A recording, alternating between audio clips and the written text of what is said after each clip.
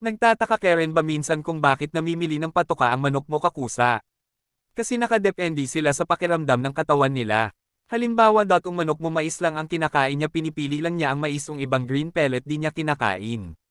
Ibig sabihin matubig ang katawan niya, kaya sila na mismo nag-a-adjust sa katawan nila, para itama yung moisture na nararamdaman nila, at kung malakas uminom ng tubig, ibig sabihin dry ang pakiramdam nila, kaya gusto niya ng wet na pagkain, kaya ang manok may pakiramdam din yan, sila alam nila kung ikabubuti ng katawan nila, kaya importante paring i-apply nyo ng tama lalo na sa kondisyon ng kailan nyo ng paligo, porga, turok, at kung hindi kayo nagtuturok, daanan nyo na lang sa gamot, pero importante pa rin ang training nila, katulad ng pakaskas sa lember nang sa ganun lumakas ang palo nila at kailangan mo rin sila i-rotation, nang sa ganun kahit saan mo sila dalhin hindi sila manibago sa lugar, sa patoka naman pag conditioning dapat mga high protein din po para di ka magkulang sa kanila kung sakali man na matalo sila at last di ka nagkulang sa kanila, kung binigay mo naman ang nararapat sa kanila, kaya pag tama ang ipot at hipo ready to fight na po sila, salamat po mga kakusa.